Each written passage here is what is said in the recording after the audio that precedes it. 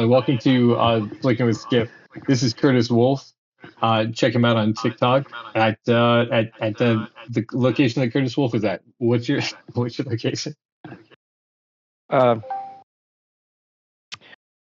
my TikTok is let me look at it real quick. Wolf_productions.98. That's where I post everything. That's probably the best way to see everything I put out there. So Nice.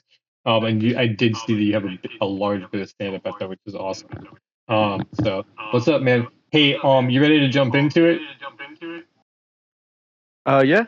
Sweet. Well, that's awesome because there's a lot of Terrifier to get through, and if you're down to clown, Whatever you want to talk about, dude. Whatever you want to talk about. That's your favorite franchise right now, right? I wouldn't say it's my favorite, but it's definitely a series that's like a callback to the 80s, and I appreciate that because you don't see too much of that style anymore. 100%. It's mostly like supernatural now. You don't really see slashers like go full crazy. That's what you said. Yeah, it's the current slasher, and Damien Leone recognizes that he's doing an '80s homage in like the costumes, the set dressing, the camera angles, the music, everything. The lighting. Yeah, like you pointed that out, and it's one of the things I would have noticed anyway. Being like, wow, it's very like stylistic, and it really is. He does it well. But it's not like overdone. That's one of the things I appreciated about it. Like it's like, well, even in the first one with no budget, he killed it. Like off of no budget. Yeah. It's very inspiring to filmmakers because I want to be a filmmaker one day, possibly if I can ever get it together. And he did it off of nothing, made a pretty good movie. You recognize that he does all the special effects for it too. And that's why like he goes for the gore is because that was his specialty. Expertise. Yeah, expertise. Yeah. Thank you. That's the word. Yeah.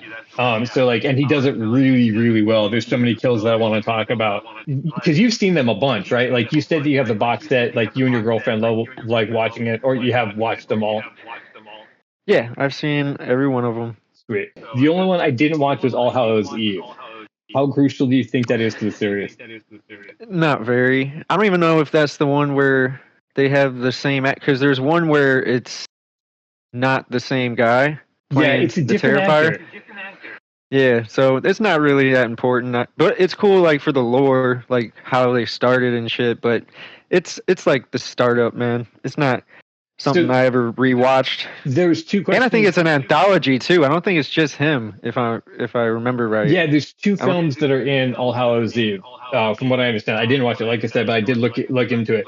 And then what somebody had said, and I wasn't sure if it was the director, but like the clown from this Terrifier is inspired by the murders from the original movie. That's why it's a different actor. Is because there was like a Terrifier like person, and then I'm not going to spoil the thing as we go along, but as the Terrifier has come to be, it's like he started as an imitation. So anyway. That might be because that was what the first one was. Is they're trapped. They were in that garage. Imagine they just got they got like a little building and a diner for a set. Like they did it really cheap, but they nailed it, and that's a good premise. It's very easy to handle. You're just in a warehouse setting somehow. I don't know how you even do that as a filmmaker, unless those are just really intricate sets he built. You can tell there's a shot on location. You would not dress the sets like that.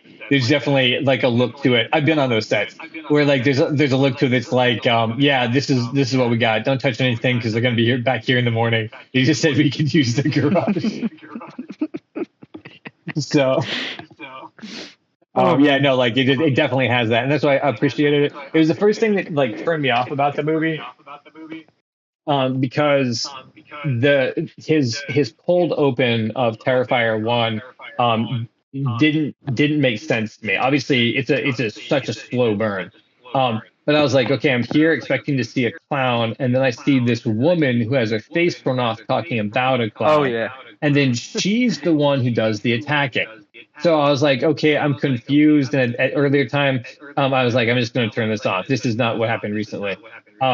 But that's why I'd forgotten about it. And then when you'd mentioned it, I thought you'd said Terrifier, like this like terrible tragedy that had happened. Like I think we were talking about like earthquake movies and stuff like that. And so like it was like Sharknado, the Terrifier. So that's what like, and then I saw it, and I was like, okay, cool. But like, it's just interesting, and it was a big question I had going through the whole series. Is like, what's the deal with the faceless woman, which he tied up in the third movie, which I was like, oh, this is awesome. So if anyone's like going into Terrifier, being like, what's the case with this woman, it pays off, and it's totally worth it. I never really thought that she was a good character, though. I thought she was like shoehorned in a little bit in the third one.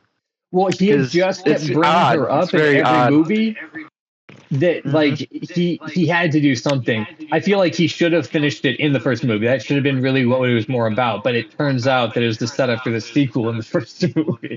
Spoilers. Well, the movie, the franchise itself is just like wild because the first one, serial killer like clown. He doesn't talk. He's very creepy. Okay, let's hit on ominous. that really quick. Yeah, that's the creepiest part about Art the Clown, dude. He just is. He doesn't talk. Yeah, he just smiles at you. It's almost funny. Yeah. Like it's almost comedic. You're like, what am I watching? Yeah, exactly. Like he knows he's a joke. Yeah. And it's like very grimy, like his like other than his face, his outfit, his gloves, he looks like a homeless guy, so it's he's like carrying around a bag of trash unsuspecting. full of metal tools. Yeah. Yeah.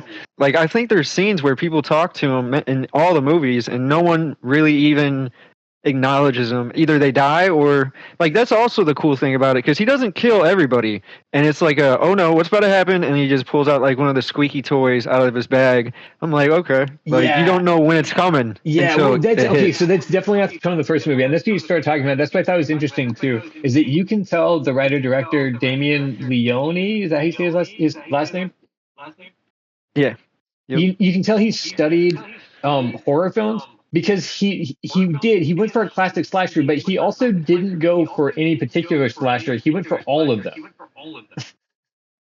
And then he got his own twist on it. Got a good feel. Yeah. And so like it's definitely like it's as if it exists in the same genre as the rest of those guys. It's already a classic film and it was made, a few years ago. Like for instance, what he cast as like the final girl, what seems like the final girl, the drunk girl. He shows up with her friend. She looks like Nev Campbell from I Know What You Did Last Summer.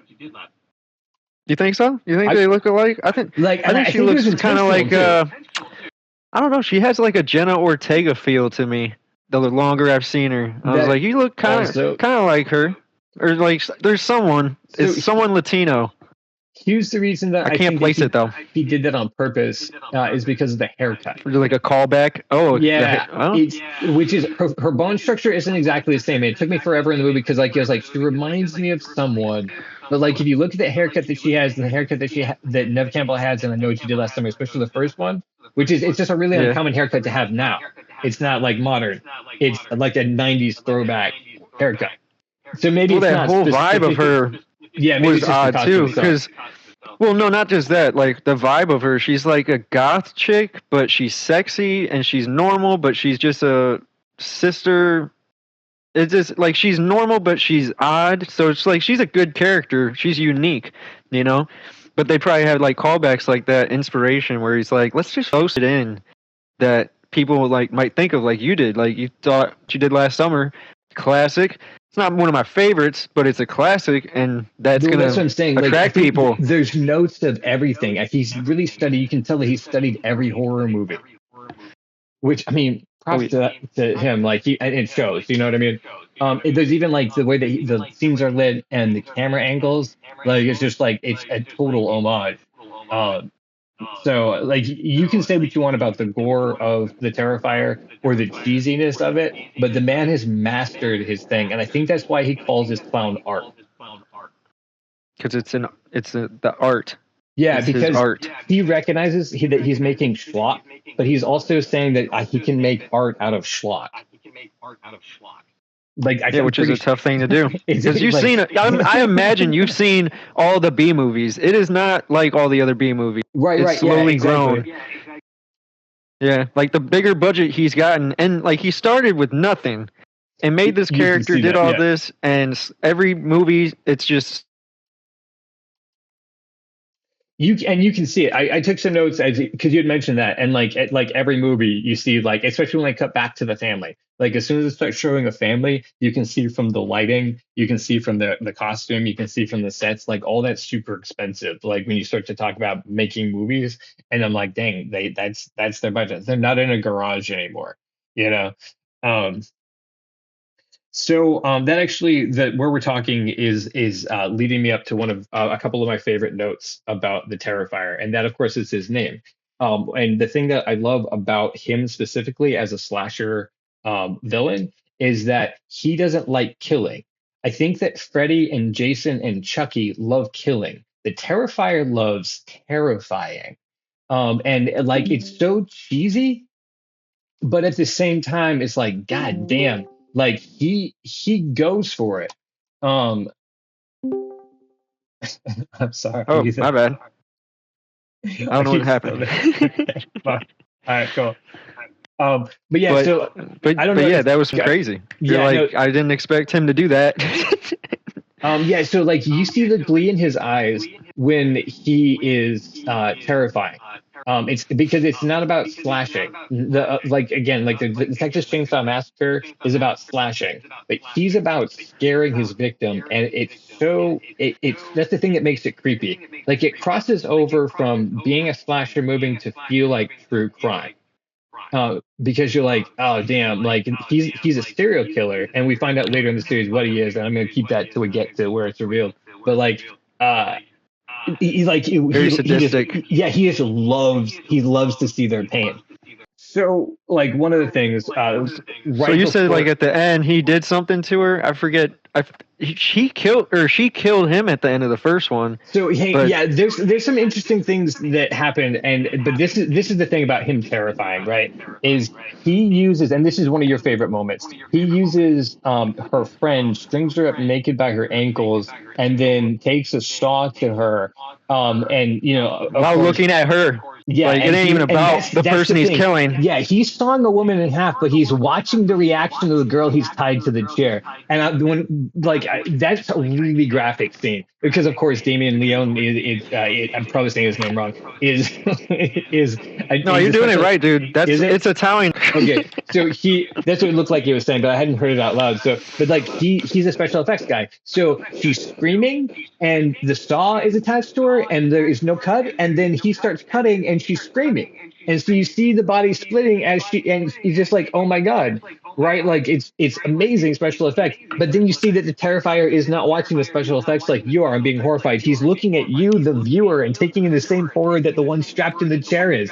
And I was like, oh, dude, he's playing on levels. So like at a Like it's viewer like the writer, perspective, yeah, the writer. you're like you're watching that happen, and then you look to a little bit to the left, and you see what he's doing. You can't keep your like you don't even know what to look at because you're like that looks creepy. He's being weird, and then you got her getting chopped to her head, and they Yeah. show it all. Yeah. So exactly. I'm like, it doesn't cut. Keeps I'm like, going. so you can rewatch it actually. Yeah, That's rewatchability because you can watch that part or that part. Well, and that's the thing about this movie is that I'm going to say that I wouldn't have noticed unless you'd call it out as like being a really like good movie. Is he is writing on levels. There's tons of metaphor all through his movie that represents the things that are going on. It's like a literal and a figurative situation. And it's pretty cool. And it goes on. It's like later in the films, he plays into a lot more too. Which I just have like mad respect for. It says he's doing it on purpose, and it wasn't like an accident. They just accidentally achieved that. But yeah, so that's like, so he's picked this girl, and then he like gives her a chance to get out or whatever, and she starts fighting it.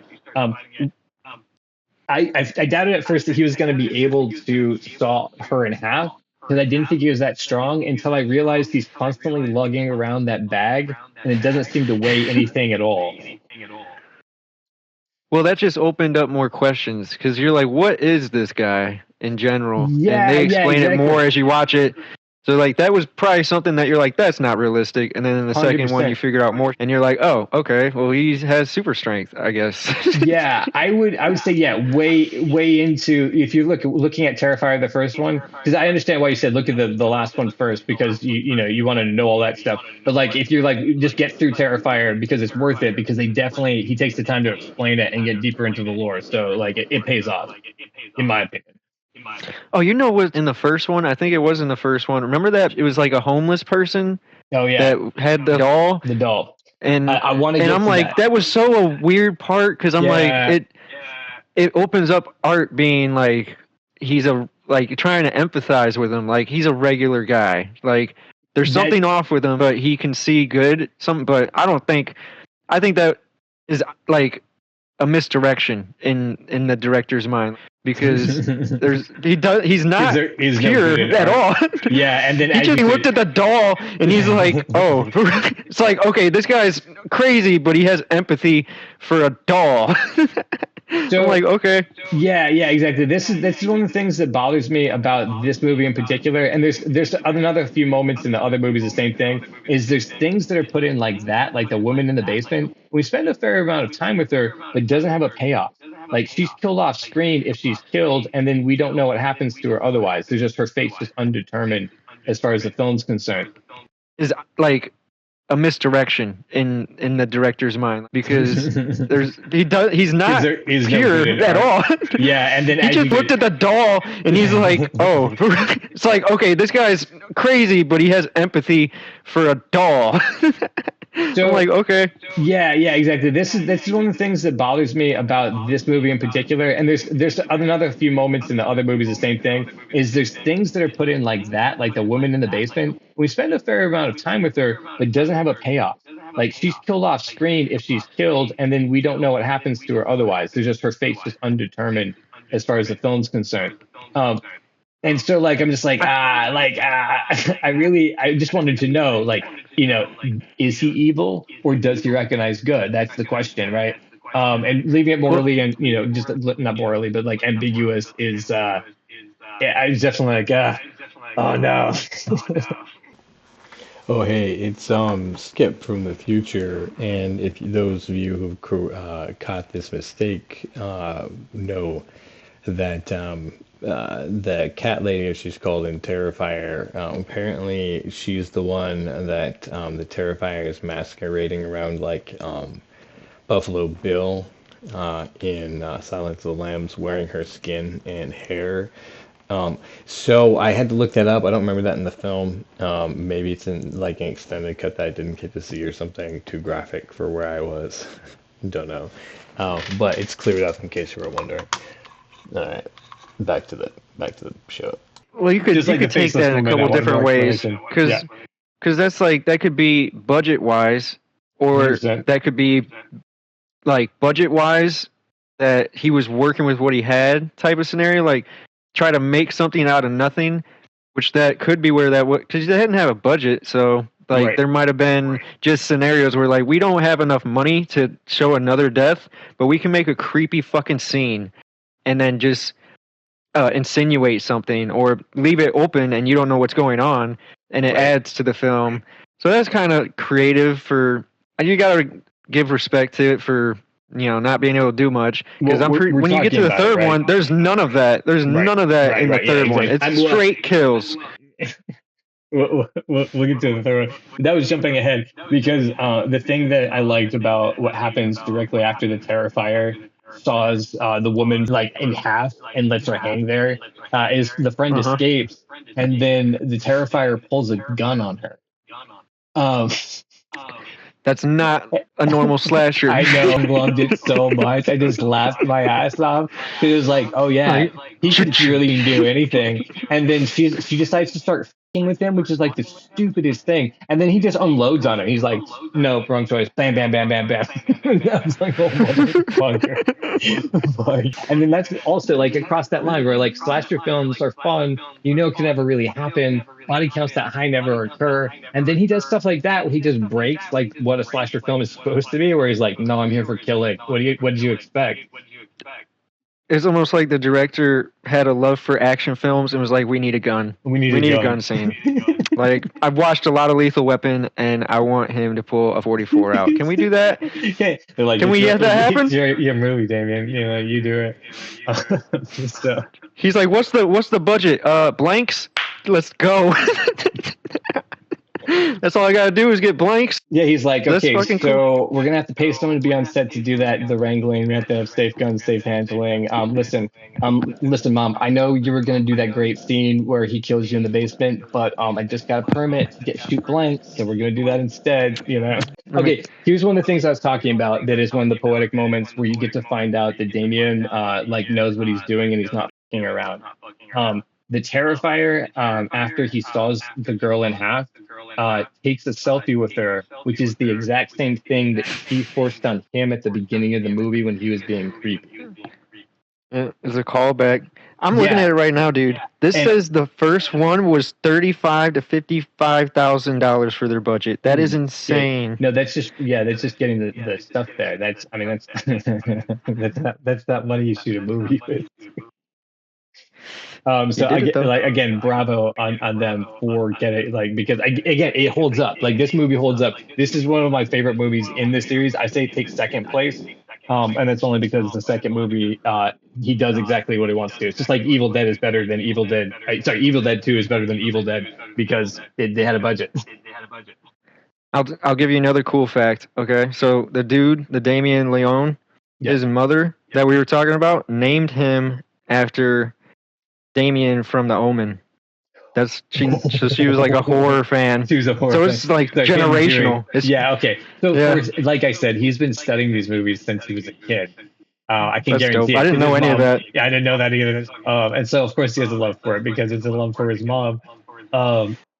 So I definitely like him as a director. I would love to see whatever else he does also because I'm sure he can do it just as well. Because you can see this is intentional. It's not like he has to do it this way. He wants to. Which you always have to give it up to, from being creative and doing it on purpose. Well, when you have such a low budget and you're not working directly with Hollywood, you can pretty much do whatever you want to do, and that's where the creativity opens up, and you don't have to ask for permission to do. Like, can you imagine them going to Paramount or Universal and like, okay, so listen, I know this is crazy. No, my bad. That's not gonna sell. You're gonna have to take that out. Listen, Damien, you have a great concept. So let me purchase that, and I'm gonna put it on a desk, and we might talk about it in an upcoming meeting. How's that? I'm gonna pencil you in for Saturday next week.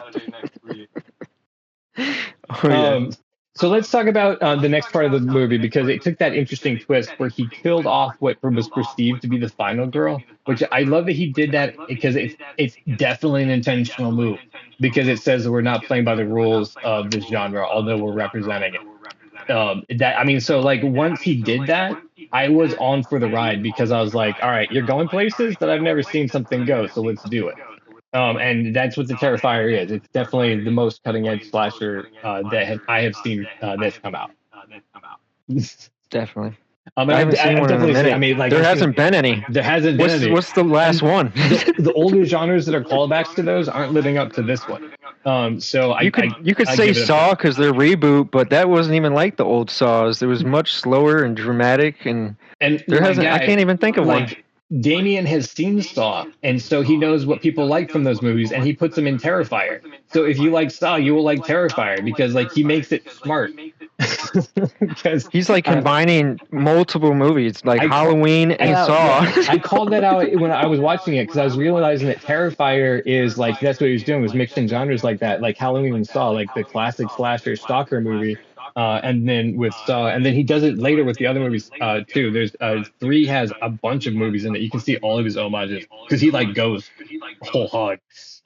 The one problem I had is that when they switched to the sister, I couldn't figure out why she would explore the garage. I understand from a director's point of view who has just that one set, you have to get her in there. But it was just it went on because she had to be hello. Are you there? It's it doesn't seem very realistic, but that. But honestly, the people I grew up with, they are that stupid. They are legitimately so stupid that they would do something like that. Okay. But then that's like an homage to all the horror movies that right. If you've ever been to a horror movie, they get so ramped up because they know. We all know. What are you doing? Don't open the door, dude. Oh, you dead! You're dead! You're dead! She hasn't even opened the door yet. You're dead! I told you! Yelling at the screen like it's gonna change the film, and that's how it is. That's been in horror movies forever. That's why going to movies is still fun. I wish we had the ability to do that more. It's a different event. It's not for watching the movie like solely. It's for being with the crowd of people who are watching the movie. When you got that many fans in one spot, you have to have some expectations. Yeah, exactly. Yeah. And people are there to have a good time. So it was cool, but the sister wandering around in the garage led to like one of my absolute favorite shots that was not replicated anywhere in the series, but I wanted to see more of. It like harkened back to like an early Evil Dead Sam Raimi shot, and this is the one where she's looking out of the locker through like a little peephole, and he's coming up the stairs wearing the top of the woman, and he's like naked, and he's wearing her head, right, and he's just like walking around, but they shot it as like a pinhole shot. So he's doing his like prancing, so it's definitely like Buffalo Bill, from Silence of the Lambs. And then at the same time, it's like the shot of her eye, like just like flicking all around, and it's like very classic horror. And at the same time, like it's a low budget. Oh, you're talking about like that? You're talking about that Evil Dead where the eyeball goes in the mouth and she's That's a classic shot. Well, so one of the things you said that is awesome about horror is that you can have like just normal things like in the right situation look scary, and he like is just filming a locker, right? That's the only shot. It's just a locker, and it's all this dim light and this spooky music, and you just seen a shot of like the Terrifier coming up the stairs, and so like the shot of the locker is terrifying because you haven't seen very ominous. Yeah, like exactly. So you can't do that in say a Western, I think is what you said. Well, I mean, you can, but it's hits different. Like the thing about horror is personal. Like I'm never going to be a Western gunfighter ever, but I can feel it somehow because I have an ego, and I think I try to look at a movie and like I'm that guy. I'm him. And then whatever happens, I can feel it. But when you see a horror movie, I'm not a woman. I'm not even aligned with you, but I feel like if I was trapped somewhere, like you get a feeling of like, this is realistic. This could happen to me. And I definitely, and that's the terrifying part. That's what he does in this movie. Like he, again, like even the entertainment of it being a slasher, he kind of takes away from you momentarily because he's like, oh no, this could happen. This could happen to you. You're like, damn, dude, did you have to say it like that? Makes you watch out for weirdos. Exactly. So she gets chased around the basement. Obviously, we find some sort of connection to what may have happened to the woman. Because we find the doll down there, and she had like a moment with her or whatever. But I loved this last couple of moments at the end of the Terrifier. So she's blocked this door, and he can't squeeze through, and he's mad about it. And so he puts his horn through the hole and honks at her. Yeah, he's just like taunting her. I'm coming to get you. Give me a minute. Yeah, exactly. He can't speak, and so he has no terrifying lines, but somehow this jubilant honking sound, which is both like fun and sinister at the same time, is just like it breaks the tension. And then he runs her over with a car. Well, and that's the reason that Terrifier is terrifying, is because he's smiling, but he's not happy. And the reason, well, actually, he is happy, and the reason he's happy is not reasons that you want him to be happy. That's what makes. Well, the one thing I like is because he snaps. He can go from one to another in an instant. Like he'll be smiling, jokey, honking the clown, and just drop the smile, and I'm like, that's kind of cool. That actor's awesome. I love the dude that does the acting for it because it's so like he's just happy and go lucky. Like they're almost parodying a clown, and then like they'll say something to him, he just dies inside. He's like, nope. Alrighty then. Yeah. I don't like you. That's especially in the second and third movies. Like you see this development, which I do really appreciate with him. Like for one, he gets the name. We just know that he's not he has this like really generic name at first, the serial killer of Mulberry Street or something like that, Mayberry. I'm a bad fan for not knowing that. Oh, okay, but let's wrap up film one really quick before we move on to two and three because I do love the character development of two and three. But here's the thing that I love most about the end of Terrifier one. So he hits her with the car. The cops come in, and then he pulls a gun on himself and shoots himself. Yeah, That's very off the wall. The end of Terrifier one. No, that ain't the end though, right? Well, it don't end like that, does it? No. So they like unzip him or something. A credits scene. They roll him into the morgue, and you're like, of course he's coming back to life because of course he has to come back to life because there's more movies. Well, why wouldn't you? But once you see it, because like it turns kind of like into a Halloween thing. But I don't remember if Halloween ended like that. I think it picked up on Halloween 2 when he vanishes. So the first one right off the bat, this is weird. It's supernatural now. He shot himself in the head. He's still alive. So it's like he's something else. He's a demon. He's something. Yeah, that's how Terrifier 2 starts, and I really, really appreciate it. Terrifier 1 ends. It could be a just clean picks break. Up. Yeah, it could be a clean break. He's in the morgue. They mentioned that he's the killer. There's some other people that was killed. And I think like maybe the bag moves or something like that. It's like very, but like that's it. But like subtle. Yeah, or just like a close up on his face, like go right into his face. But no, they went and showed it. They're like, nope, this guy's different. You're gonna see. There's another one. He was